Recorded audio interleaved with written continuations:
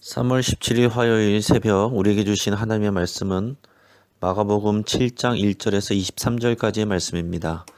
오늘 본문을 통해서 입술과 마음이라는 제목으로 말씀의 은혜를 같이 나누겠습니다. 영화 곡성에서 제일 유명한 대사가 무엇이 중헌디 였습니다. 정말 중요한 것을 보지 못하고 주변부만 관심 갖고 힘을 쏟는 것에 대한 혼란의 말이었습니다. 표현은 다르지만 예수님은 복음서에서 율법을 잘한다고 하는 이 바리새인들과 서기관들에게 자주 사용하신 내용입니다. 무엇이 정말 중요한가? 무엇이 정말 본질인가? 이것을 예수님은 강조하셨습니다. 그러다 보니 이 바리새인들과 서기관들에게 예수님은 마치 율법을 지키지 않고 파괴하는 분인 것처럼 느껴질 때가 많았습니다. 하지만 예수님은 진리이시고 말씀이십니다. 율법으로 예수님을 정의할 수 있는 것이 아니라 예수님을 통해 율법이 제정이 되는 것입니다. 그래서 우리는 예수님을 율법의 파괴자가 아니라 율법의 완성자라고 할 수 있습니다. 예수님은 율법을 버리시는 것이 아니라 성취하시는 것입니다. 성경을 통해서 이 바리새인들과 서기관들을 볼 때 우리에게 답답한 마음이 들 수 있습니다. 하지만 우리가 직접 그 상황과 맥락 속에 있다고 생각하면 우리의 관습과 생각과 틀을 깨는 것이 쉽지 않음을 깨닫게 됩니다. 사순절에 예수님의 말씀과 행동을 통해서 진정으로 하나님이 중요하게 여기시고 강조하는 것이 무엇인지 분명하게 깨닫고 본질에 집중할 수 있기를 바랍니다. 예수님에 대한 소문은 갈릴리 지역뿐만 아니라 예루살렘에도 파다했습니다. 이에 예루살렘에서 활동하는 바리새인들과 서기관 몇 사람이 예수님을 찾아왔습니다. 그러던 중에 제자 중에 몇 사람이 식사할 때 손을 씻지 않고 떡을 집어먹는 것을 봤습니다. 이에 대해서 바리새인들과 서기관들은 예수님께 제자들이 왜 장로들의 전통을 지키지 않느냐라고 항의했습니다. 장로의 전통에 의하면 식사를 하기 전에 손을 씻지 않는 것은 부정한 것입니다. 또한 시장에서 돌아와서는 꼭 몸을 씻고 식사를 해야 했습니다. 또한 잔과 주발과 녹그릇 등을 닦는 것도 중요한 정결례에 해당하는 내용들입니다. 여러분, 장로들의 전통, 이것이 무엇입니까? 장로는 일반적으로 이스라엘 백성들의 종교 지도자들이며 지파의 어른들을 의미합니다. 바벨론 포로기 이후에 유대인들은 하나님의 율법을 더 잘 지켜야 한다는 다짐을 하면서 율법의 규례들을 어떻게 실생활에 적용할 것인지에 대해서 본격적으로 연구했습니다. 십계명과 율법은 기록된 내용인 성문법이지만 이를 어떻게 적용해서 지킬 것인지에 대한 내용들은 말로 구전된 구전법이었습니다. 이것을 미시나라고 하며 나중에 부족한 부분을 더 첨가한 내용을 게마라라고 합니다. 그리고 이 미시나와 게마라를 합친 내용이 유대인들의 탈무드입니다. 구전법은 성문법의 10배 이상 많은 내용들입니다. 이 구전법이 주후 200년대부터 문서화되기 시작했고 주후 800년경에 탈무드의 형태로 정리가 됐습니다. 하지만 예수님 당시에는 여전히 구전으로 전해지는 전통이었고 이를 장로들의 전통 또는 장로들의 유전이라고 하는 겁니다. 이에 대해서 예수님은 이사야서의 말씀으로 답변을 하십니다. 오늘 본문 말씀의 6절에서 8절까지의 말씀입니다. 이르시되 이사야가 너희 외식하는 자에 대하여 잘 예언하였도다. 기록하였으되 이 백성이 입술로는 나를 공경하되 마음은 내게서 멀도다. 사람의 계명으로 교훈을 삼아 가르치니 나를 헛되이 경배하는도다 하였느니라. 너희가 하나님의 계명은 버리고 사람의 전통을 지키느니라. 이사야 선지자는 유대 백성들에게 하나님의 말씀을 전했는데 그 내용은 이렇습니다. 유대 백성들이 입술로는 하나님을 공경한다고 하지만 실제 마음은 하나님에게서 멀다는 것입니다. 사람이 만든 계명으로 교훈을 삼아 가르치지만 율법의 근본 정신을 버리고 있으니 이것은 하나님을 헛되이 경배한다는 겁니다. 하나님을 사랑하고 이웃을 사랑하라는 하나님의 계명의 정신을 버리고 사람이 만든 전통을 지키고 있다라고 하셨습니다. 이사야서의 말씀은 지금 바리새인들과 서기관들을 비롯한 많은 유대인들에게도 동일하게 적용됩니다.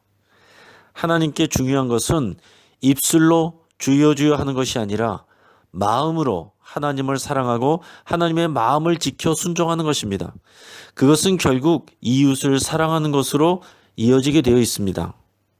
사람이 만든 전통으로 이웃을 비판하고 정죄하는 것은 하나님의 뜻이 아닙니다. 자, 예수님은 하나님의 계명을 버리고 인간의 전통에 집착하는 종교인들에 대해서 고르반을 예로 드셨습니다.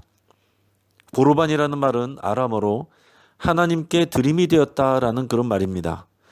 돈이나 물건을 하나님께 드리기로 결정한 것을 고르반이라고 하는데, 자기 부모님께 마땅히 드려야 될 돈이나 물건 등이 아까울 때 어떤 사람들은 그것을 고르반이라고 하면서 부모님께 드리지 아니하는 그런 변명으로 핑계거리로 삼았다라는 겁니다. 그런 일이 그 당시에 많이 있었던 것 같습니다.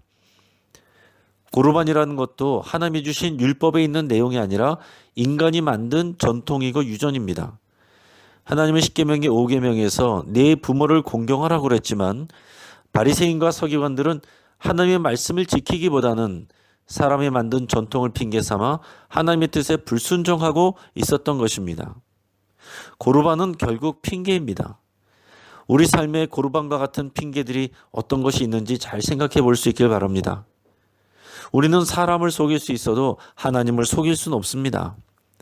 아무리 좋은 명분이 있어도 하나님의 말씀을 진정으로 사랑하고 순종하는 마음과 실천이 없으면 그것은 핑계일 뿐입니다. 손을 씻는 것에 관한 이 전반적인 규칙들을 정결예법이라고 합니다.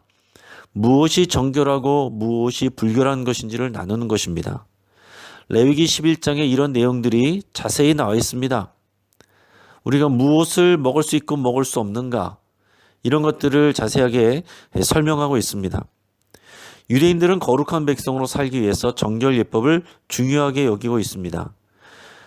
현대에도 음식을 가려서 먹는 유대인들이 많이 있습니다. 그들은 돼지고기를 먹지 않습니다. 또 고기와 우유가 닿지 않게 그릇도 구별하는 등 철저하게 신경을 쓰고 있습니다. 유대인들의 정결법에 해당하는 음식을 코셔 음식이라고 합니다. 참고로 이슬람 사람들이 이렇게 구별된 음식을 얘기할 때는 그것을 할랄이라고 얘기합니다. 자, 아무튼 이런 정결법은 하나님이 주신 말씀을 지키고 순종하는 것이기 때문에 당연히 중요한 것입니다. 그런데 예수님은 제자들에게 깨우침을 지금 주고 계십니다. 무엇이 진정한 정결함인가? 무엇이 반대로 우리를 더럽게 하는 것인가? 하는 문제 제기를 하고 있습니다. 예수님의 설명에 의하면 우리를 더럽게 하는 것은 입으로 들어가는 것이 아니라 입에서 나오는 것입니다. 입으로 들어가는 것은 마음으로 가는 것이 아니라 배로 가서 뒤로 나오지만 입에서 나오는 것은 마음에서 나오기 때문에 그렇다라는 겁니다. 우리를 더럽게 하는 마음에서 나오는 그것은 무엇입니까? 오늘 본문의 20절에서 23절까지의 말씀에 있습니다. 또 이르시되 사람에게서 나오는 그것이 사람을 더럽게 하느니라.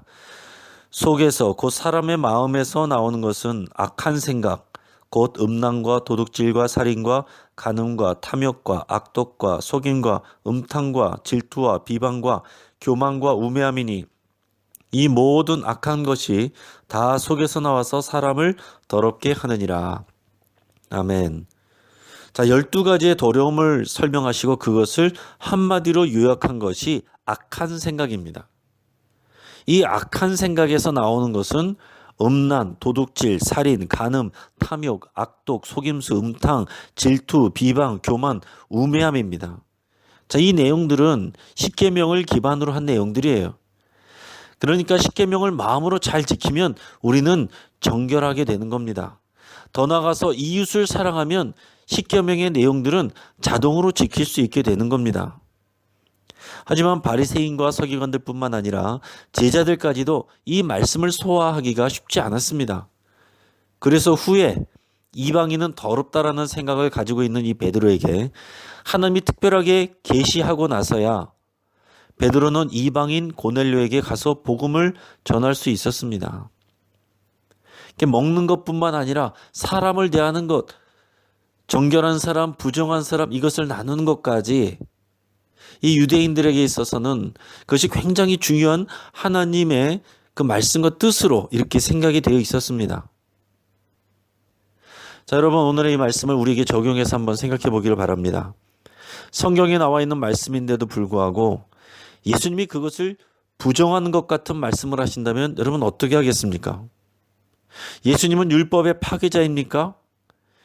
정결법을 무시하는 분이십니까? 여러분 아닙니다. 예수님은 율법을 완성하시는 분이세요.